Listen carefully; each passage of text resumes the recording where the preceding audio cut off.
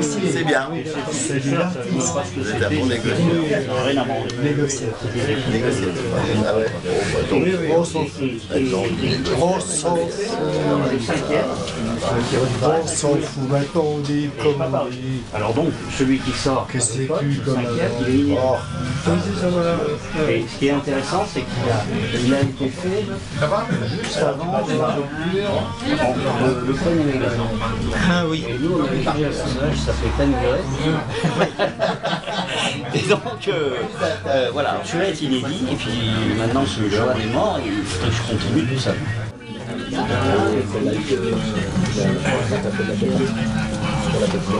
Ah, bah oui. Super, merci Jean-Pierre. Maintenant je vous laisse vous battre. Voilà, Qu'est-ce qui te ferait plaisir? Plutôt un verre d'eau, plutôt un verre de vin? Plutôt un verre de vin. Ça sert quoi? Mais d'abord, Pour Pascal Tourin, un éternel adolescent. C'est moi qui choisis toujours ma dédicace chez moi. Puis après, les gens viennent à la maison, je dis regarde ce qu'ils pensent de moi. Ça le fait en plus, hein, regardez. ça peut durer encore. Là,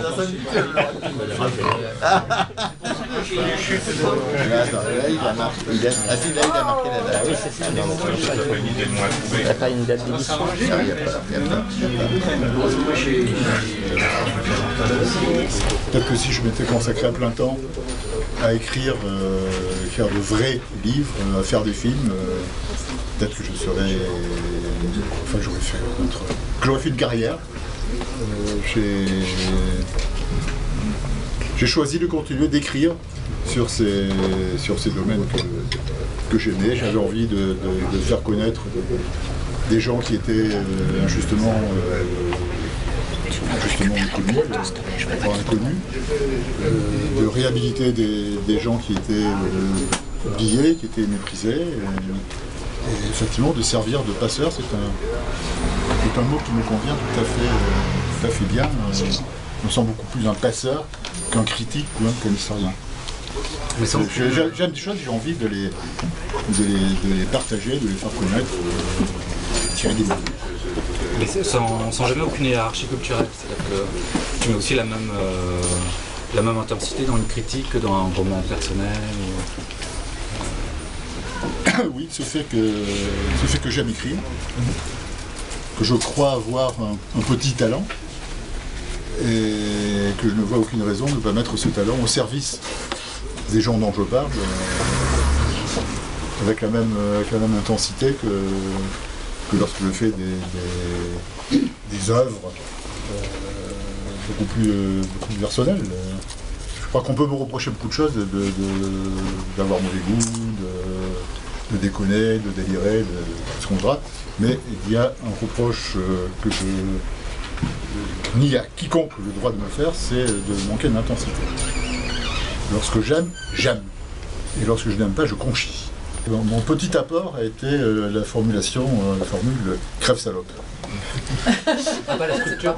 Non, la structure, c'était des étudiants qui avaient fait un tract et qui cherchaient quoi dire. On ne dit pas merci le professeur, on ne dit pas bonjour madame, qu'est-ce qu'on peut dire à la place? C'est crève salope.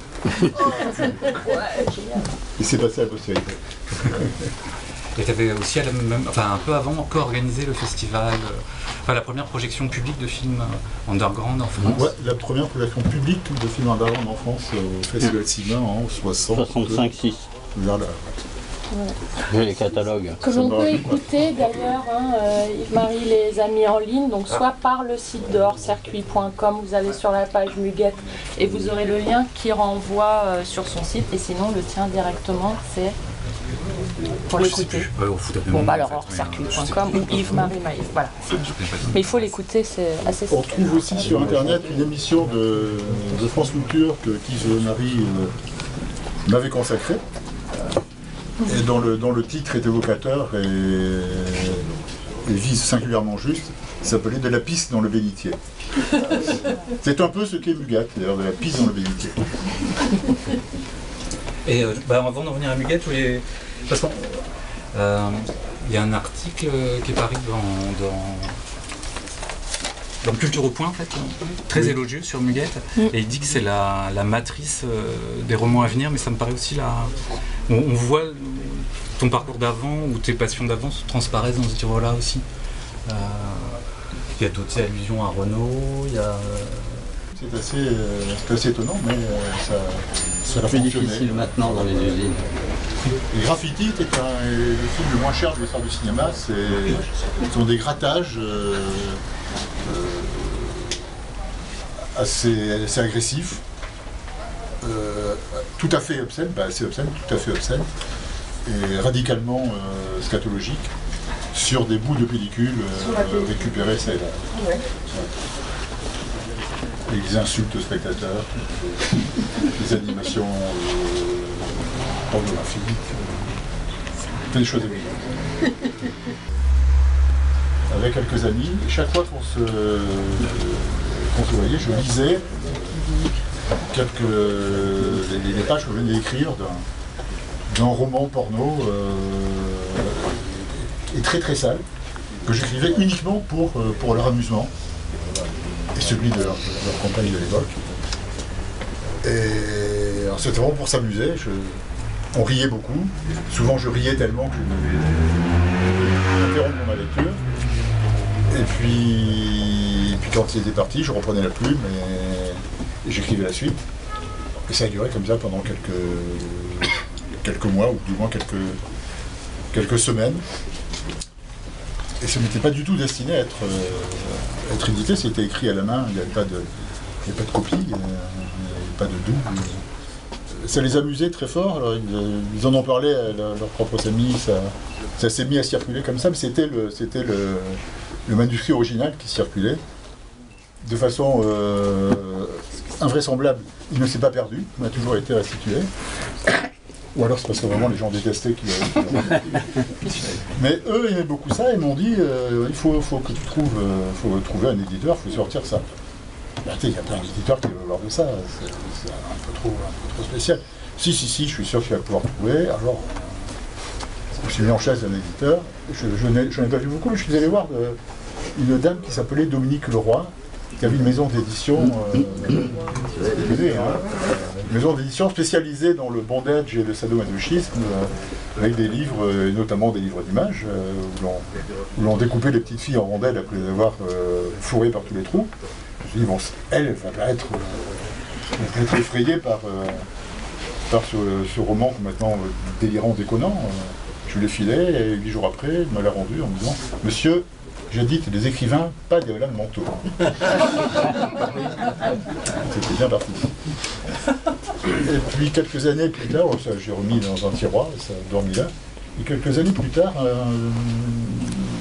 deux associés qui avaient une maison d'édition qui fournissait les sex shops en romans porno, en ont entendu parler, je ne sais plus par qui, et ont voulu le lire. Alors je vous ai prévenu que c'était un peu particulier, j'ai insisté, ils l'ont lu, ils m'ont dit c'est très bien, si on va le sortir. Mais effectivement pour les sex shops, c'est pas vraiment un truc pour l'air d'une main. On va plutôt diffuser ça dans les librairies normales, mais pour pouvoir l'éditer, pour pouvoir le rendre vendable, on va faire une opération. On va demander une préface à Alain Rodrier et des illustrations à Philippe Drouillet. Ah bon. Et bon, j'ai cru qu'ils étaient complètement mythomanes. Et en fait, un de ces deux garçons était un intime de Rodrier et surtout de sa femme, de Catherine, devait pratiquer le pampan anti-cul, je sais pas. Et en immense surprise, Rodrier a lu l'a aimé et a accepté de le préfacer. Alors, je ne sais pas s'il a commencé à faire sa préface. Je suis Jean-Pierre, mais pas facile.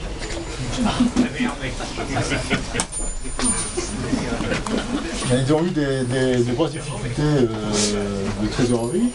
Ils m'ont dit on n'a pas de quoi le sortir maintenant. Je voudrais d'abord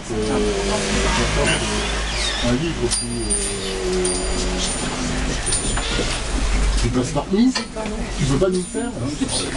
Je leur ai fait le livre passe-partout en version. que j'avais appelé Notre-Dame des mille perversions, en hommage à un écrivain charlétien des années 1930 que j'aime beaucoup, qui avait écrit Notre-Dame de Lesbos. Et voilà, très bien, on va le sortir. Et puis j'entends, je ne peux plus parler de rien, je ne vois pas d'épreuve à coller, ni rien. Et le livre paraît, j'en reçois un exemplaire, truffé de fautes d'orthographe, de mastic, des pages inversées, des paragraphes, une catastrophe invraisemblable, et des illustrations, des photos très mal reproduites, en fait une catastrophe absolue. Et la cantaride sur le gâteau, c'était que, au lieu de l'éditer officiellement, eux, ils avaient mis sur la couverture Jean-Pierre Brissot, auteur-éditeur.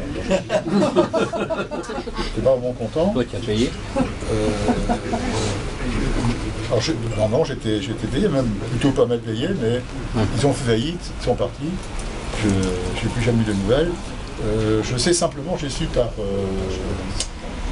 Bernard Joubert quand il a fait son livre, les livres interdits, il allait chercher dans le journal officiel tous les jours quel livre était interdit, que mon livre avait été interdit, les 3 interdictions aux mineurs, à la publicité et à l'affichage.